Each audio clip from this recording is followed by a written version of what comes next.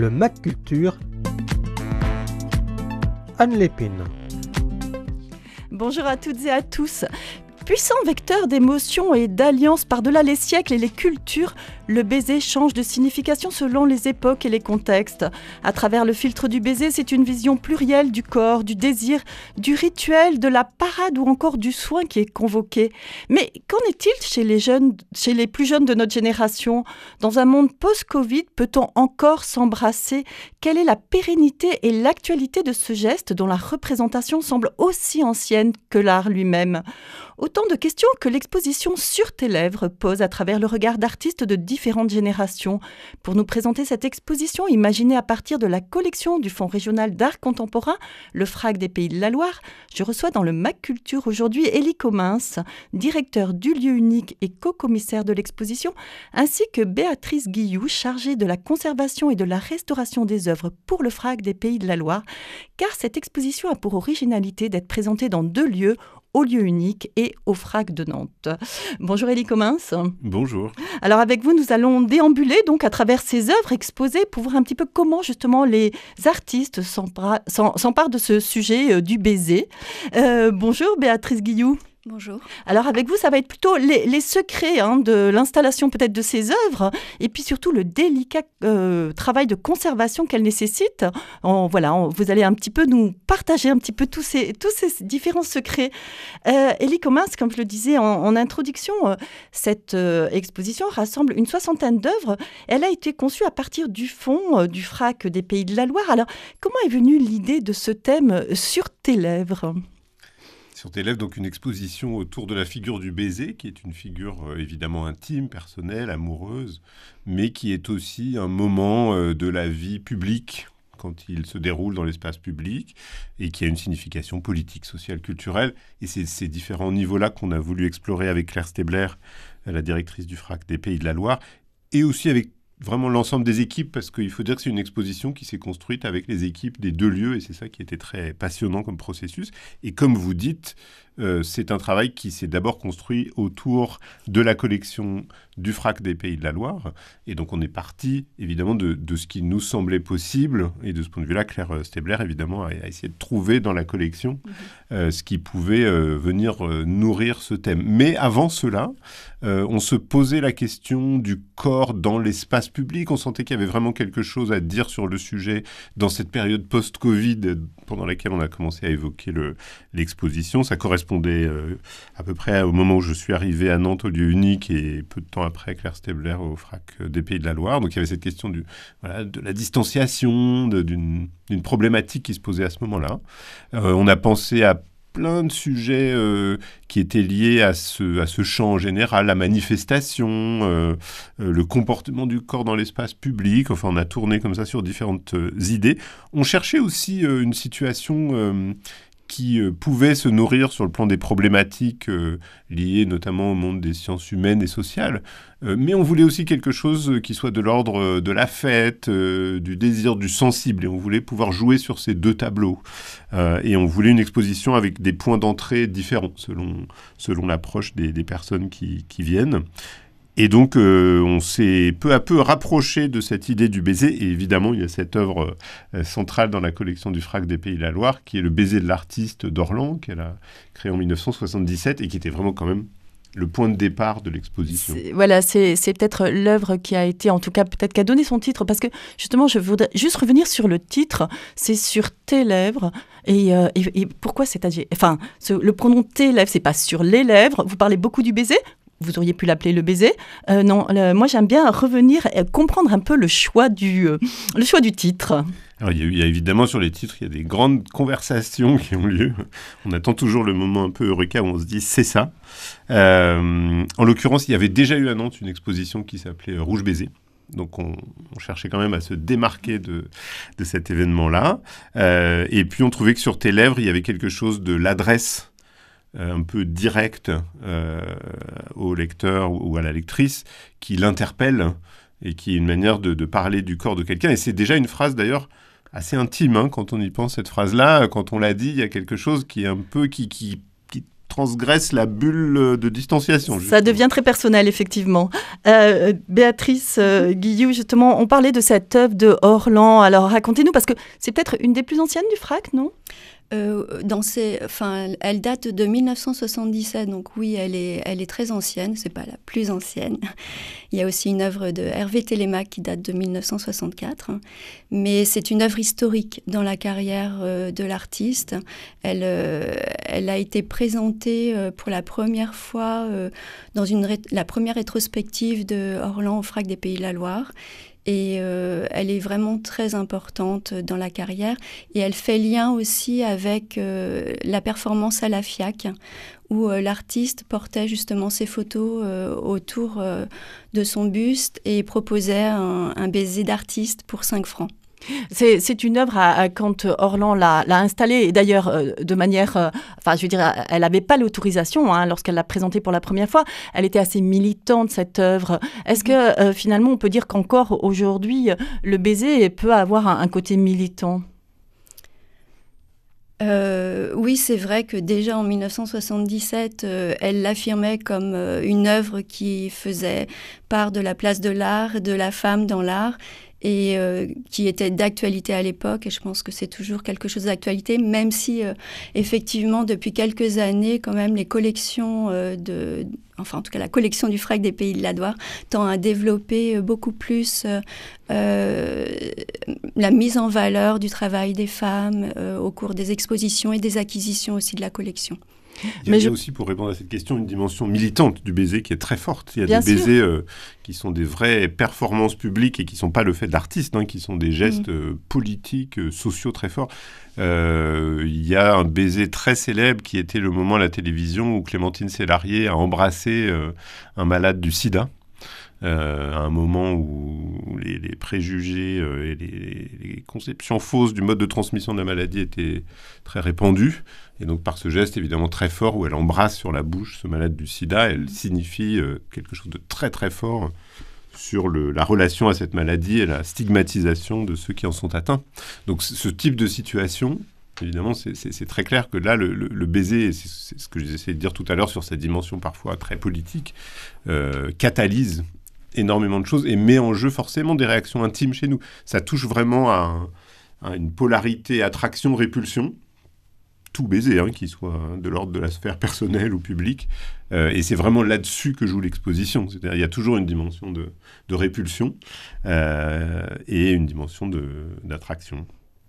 Et il y a aussi peut-être une dimension universelle dans le baiser. Alors, universelle à la fois dans l'histoire, puisqu'on a l'impression que ça a quand même été un thème récurrent dans l'histoire des arts, puisque ça a toujours été plus ou moins traité de manière plus ou moins différente, voilà, ou en tout cas peut-être ce rapport au corps, puisque si on reste sur la thématique plutôt du corps, sur tes lèvres, et puis aussi c'est au niveau des différents pays, parce que là il y a quand même beaucoup de pays qui sont représentés, il y a des artistes vraiment de toutes les nationalités, et le baiser n'a pas le même sens, et le sens du baiser évolue à travers l'histoire et à travers les pays. Absolument. Ça, c'est ce qu'on a découvert en préparant cette exposition, c'est qu'il y a vraiment une historicité du baiser. C'est vraiment un acte dont la signification change énormément au cours de l'histoire. Si on pense aux alliances de familles paysannes au moment du mariage, qui est un acte d'abord économique, le baiser à ce moment-là, c'est un acte économique qui scelle une alliance de ressources. Et ce n'est pas un acte amoureux, a priori. En tout cas, c'est pas du tout comme ça que les sources historiques nous permettent de le percevoir. Et donc, il y a cette variation dans le temps qui est très importante. Alors, il y a une question qui se pose, mais qui, sans doute, n'appelle pas vraiment de réponse très objectivée, est-ce qu'il y a une dimension universelle du baiser amoureux ? Si on regarde les différentes sociétés par rapport à cette question, la réponse est probablement non. Il y a des sociétés dans lesquelles on ne s'embrasse pas, quasiment pas, et où finalement on se frotte le nez, comme chez les Esquimaux. Par exemple, il y a un anthropologue qui a une théorie qui vaut ce qu'elle vaut, je ne sais pas si elle peut être considérée comme juste, mais en tout cas qui essaye de faire une relation entre l'habillement et le baiser, et qui dit, au fond, dans les sociétés où on vit très dénudé, eh bien, on fait beaucoup moins de baisers. Et au contraire, les Esquimaux, justement, sont un peu les spécialistes et les peuples qui vivent dans les contrées froides. Il y a aussi une œuvre, d'ailleurs, qui s'appelle Sogimai, et qui présente l'échange des souffles qui se fait chez les peuples autochtones autour de la frontière entre le Canada et les États-Unis. Et donc, pour se saluer, ils échangent les souffles, ce qui est intéressant parce que nous, quand on se fait la bise, on essaye plutôt d'éviter d'échanger les souffles. Et là, c'est le contraire. Il y a ce moment qui nous paraît très intime déjà, très rapproché, nez contre nez, où on échange le souffle. Ce qu'il y a aussi d'intéressant dans ce sujet, parce que finalement, comme on dit, il y a une espèce de pérennité à travers l'histoire. Donc, dans cette exposition, on voit qu'il y a des artistes un peu de toutes les générations. Parce que, par exemple, moi, je prends Claude Cahun, c'est peut-être elle, l'artiste la plus ancienne, peut-être, qui est présentée dans... Oui. Hein, parce que moi, je lisais donc que dans les années 30, elle se définit de genre neutre, donc déjà à l'époque, et elle pose la question de la relation à ce nouveau corps. Et à l'inverse, on voit Ben Elliott, qui lui est un artiste contemporain, qui lui met en scène un baiser XXL entre deux avatars. Et alors, on peut presque se poser finalement cette question, presque à 100 ans de différence. Est-ce que finalement, il pose la même question, Ben Elliott, quelle relation à ces nouveaux corps ? Est-ce que vous auriez envie de répondre, Béatrice Guilloux ? Est-ce que vous pensez que le questionnement est le même entre finalement la question de Claude Cahun et finalement ce corps qu'elle veut neutre, et puis finalement ces avatars que nous propose Ben Elliott, Élie Comins ? Alors quand on construit une exposition, finalement, on a une ligne comme ça, mais c'est pas non plus, comment dirais-je, une exploration exhaustive de déclinaison du baiser dans toutes les œuvres. Il y a des œuvres, par exemple, qui ne figurent pas un baiser dans cette exposition, et le portrait de Claude Cahun, en l'occurrence, qui est une photographie de Claude Cahun, finalement, c'est une référence à cette personnalité qui est un peu plus large que la question du baiser. Donc je dirais que c'est très différent de l'un à l'autre. C'est difficile de faire un lien direct parce que dans le cas de Ben Elliott, c'est cette question qui se pose aujourd'hui effectivement de la sensualité dans les univers numériques et de la rencontre de manière générale dans les univers numériques. Donc il y a beaucoup de tentatives qui ont été faites de permettre finalement une représentation du corps, de la réalité virtuelle et plein de situations et d'objets parfois improbables qui se sont créés, et notamment d'ailleurs pendant la période du Covid où il y avait des couples qui étaient comme ça séparés, éloignés, qui essayaient de se retrouver en ligne comme ils pouvaient. Voilà, donc c'est des situations quand même, je dirais, très très différentes, mais qui, chacune à leur manière, montre finalement que des choses qui nous paraissent un peu évidentes et un peu établies sur notre manière d'être et d'être avec les autres, vacillent finalement et sont moins claires qu'il n'y paraît. Je crois que c'est ça qui les rassemble. Vous disiez justement qu'une exposition, il y a quand même un propos, en tout cas le visiteur, même s'il est assez libre, il est quand même, il y a un petit parcours. Et comment justement vous avez fait, c'est pas évident d'avoir une exposition sur 2 lieux. Comment vous avez organisé, ou j'allais dire, vous êtes répartis les œuvres ? Non, c'est pas comme ça que ça s'est passé. Le processus, c'est vraiment qu'on a travaillé ensemble sur l'exposition au lieu unique, qui est aussi un vaste espace d'exposition. Et puis, côté FRAC, c'est vraiment l'équipe du FRAC qui a construit l'exposition à partir de la collection. Et c'est aussi une exposition, il faut le dire, qui est très différente. Les 2 espaces sont vraiment très différents l'un de l'autre, et c'est ce qu'on voulait. Alors, on sent bien plutôt dans celle du FRAC, parce que ça, c'est aussi intéressant dans cette exposition, outre le fait qu'il y ait vraiment des artistes de peut-être toutes les générations, il y a aussi donc un peu tous les médiums qui sont mis en valeur, aussi bien de la photo, de la vidéo, des installations, et puis c'est aussi tous les sens qui sont mis en éveil, et notamment au FRAC, il y a toute la partie olfactive. Alors évidemment, on ne peut pas, dans ces cas-là, on pense particulièrement, enfin en tout cas moi, à l'œuvre de Fabrice Hibert, 1 mètre carré de rouge à lèvres. Alors évidemment, on est tout de suite attiré par la couleur de ce rouge à lèvres, mais il y a aussi l'odeur du cosmétique. Alors, racontez-nous, parce que ça, c'est quand même une œuvre en termes de conservation et puis même d'installation. Ça, c'est pas évident, Béatrice Guilloux. Oui, tout à fait. En fait, c'est une œuvre qui est dans la collection depuis de nombreuses années. Une œuvre que Fabrice Hibert a fait quand il avait 19-20 ans, donc il était encore à l'école des Beaux-Arts quand il l'a faite. Et c'est une œuvre qui attire énormément le public, qui possède sa propre histoire, Il y a des traces, en fait, de curiosité du public. Quelquefois, le public gratte la surface pour vérifier si c'est vraiment du rouge à lèvres. Quelquefois, on voit des empreintes de nez, de casquettes. C'est une œuvre aussi qui pose des questions au niveau de son emballage. Afin de la protéger de la poussière, on l'avait prêtée dans un musée et l'œuvre est rentrée avec un film de protection en surface, un film Millard, qui est un film de conservation, mais quand on ôte le Millard, il y a contact avec la surface du rouge à lèvres, donc ça a fait un grand peeling en surface. Donc j'ai dû contacter l'artiste pour savoir ce qu'il était possible de faire. Je proposais en fait de retrouver le même rouge à lèvres pour pouvoir reconstituer la surface.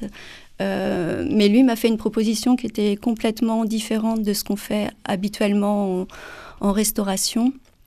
Parce que généralement, quand on intervient en restauration, on a une règle assez précise au niveau éthique. Il faut que ce soit une matière qui soit inerte et différente de celle de l'artiste.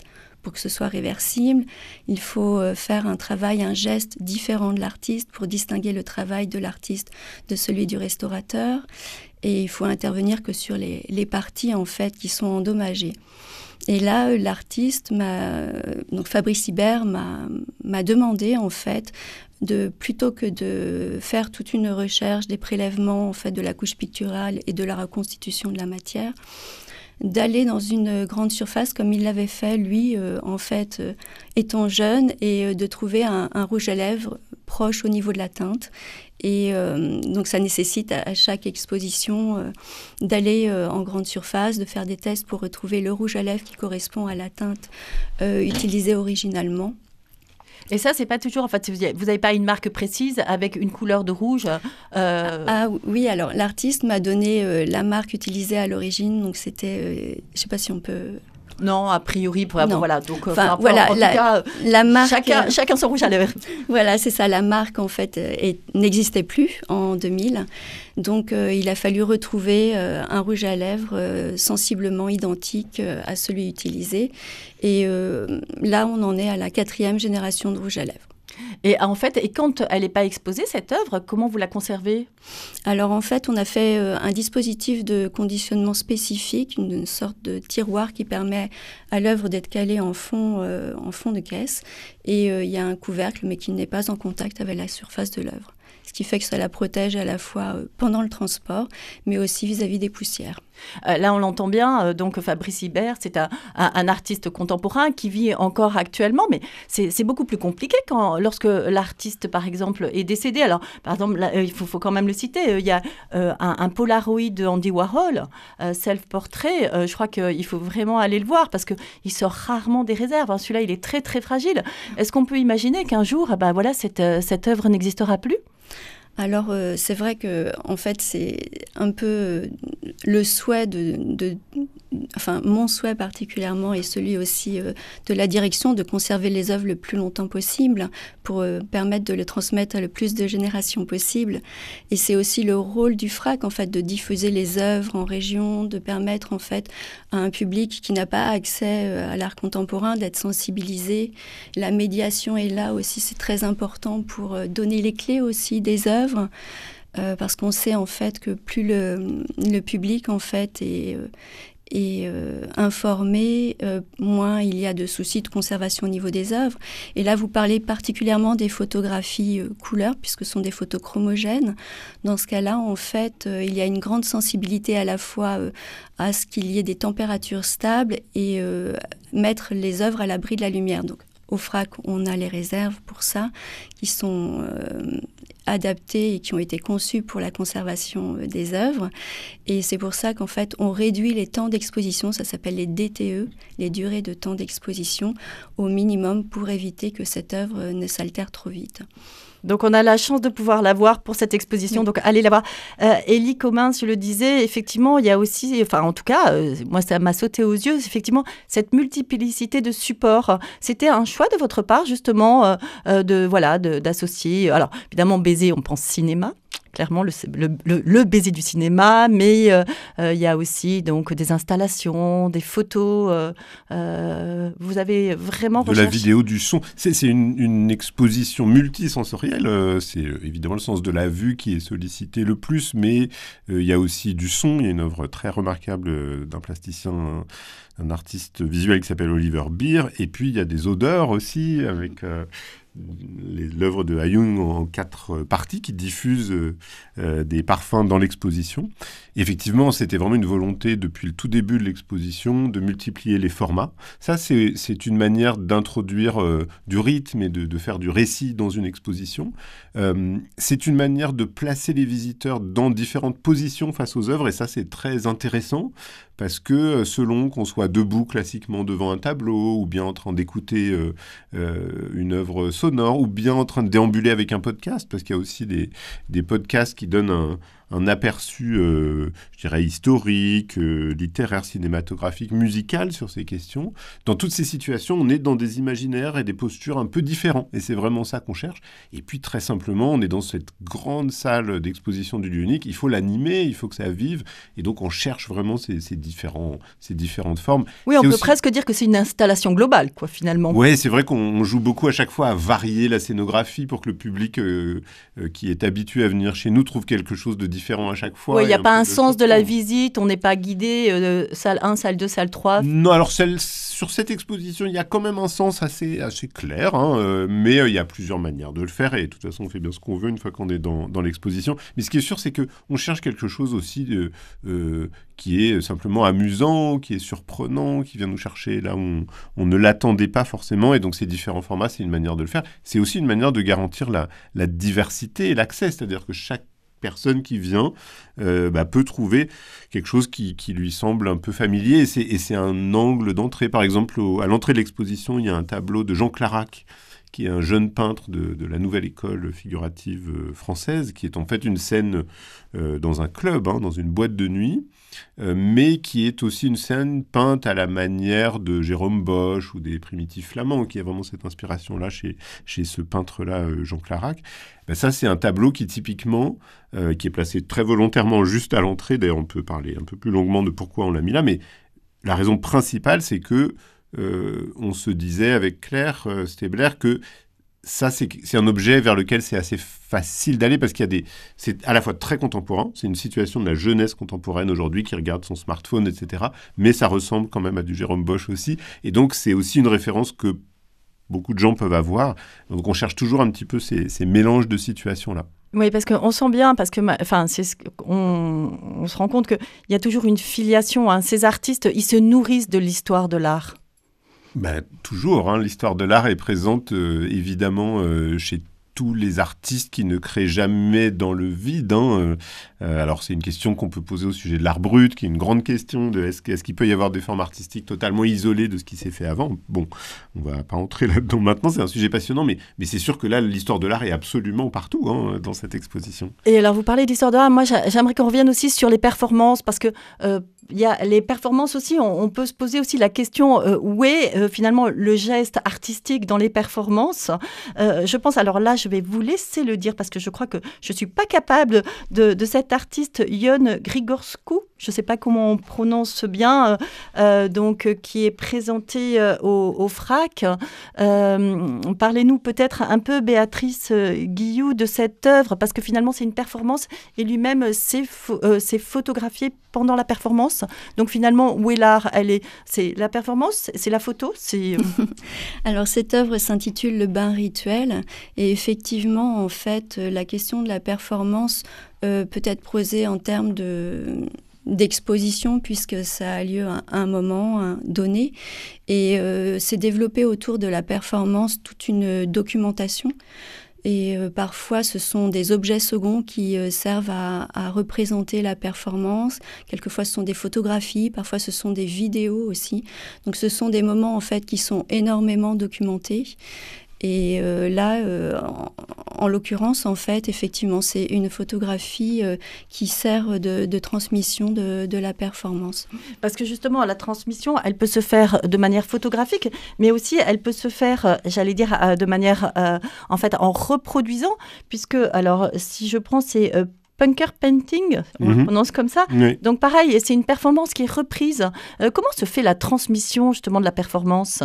Il n'y a vraiment aucune règle en la matière, hein. Mais en l'occurrence, il y a ce point de départ qui est une performance de Barbara T. Smith qui a lieu en 1977, donc en même temps que le baiser de l'artiste d'Orlan. C'est intéressant de noter ces points de concordance historique.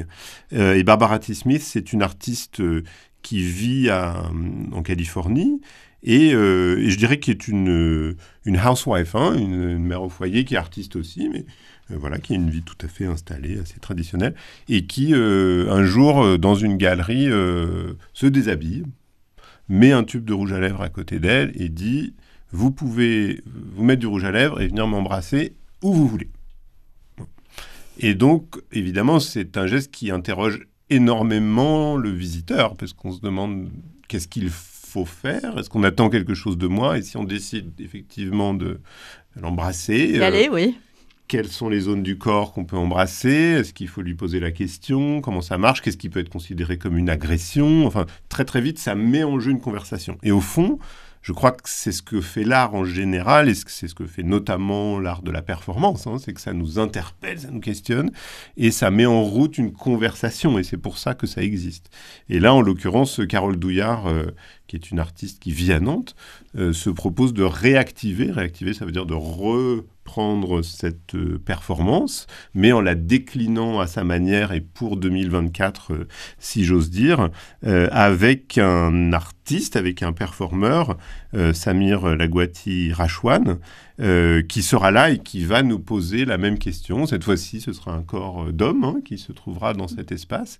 Et donc, on sera confronté à cette question. Ça pose vraiment tout un champ d'interrogation. Par exemple, légalement en France, hein, quand on regarde les règles des violences, du harcèlement sexiste et sexuel, il y a des parties du corps qu'on a le droit de toucher dans la vie quotidienne et qui ne sont pas considérées comme des zones d'agression. Hein, si on touche la main de quelqu'un, etc. Bon. Mais il y a d'autres parties où ça devient plus problématique. Et donc, oui, mais même avec la permission de l'artiste. Mais en tout cas, c'est la question qui est posée, hein. Je crois que, comme toujours dans ce domaine-là, c'est moins une question de message à proprement parler que de questions que ça nous pose. Voilà, il y a plein d'autres questions qui sont posées dans cette exposition, notamment cette espèce de porosité qu'il peut y avoir aujourd'hui entre la sphère privée et la sphère publique. Voilà, tout ce que le baiser peut représenter. Alors voilà, notre demi-heure est déjà terminée. Merci à tous les deux d'être venus. Donc, une exposition, donc, comme je vous disais, qui a lieu sur les 2 sites jusqu'au 12 janvier. Donc, au lieu unique, les horaires, l'exposition, c'est du mardi au samedi de 14h à 19h et le dimanche de 15h à 19h. Au FRAC, sur le site du Hangar à Bananes, donc à Nantes, puisqu'il y a 2 lieux au FRAC. Donc là, les horaires, c'est du mercredi au vendredi de 13h à 18h et le week-end de 13h à 19h.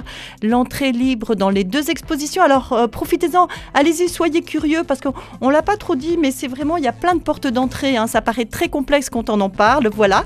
Donc, merci beaucoup, Élie Comins, directeur du lieu unique, d'être venu nous parler de cette exposition. Béatrice Guillou, voilà, de nous avoir un peu raconté les dessous de cette conservation des œuvres au FRAC des Pays de la Loire. Merci beaucoup à tous les deux. Merci à vous. Merci à vous. Et bonne semaine à tous. Au revoir.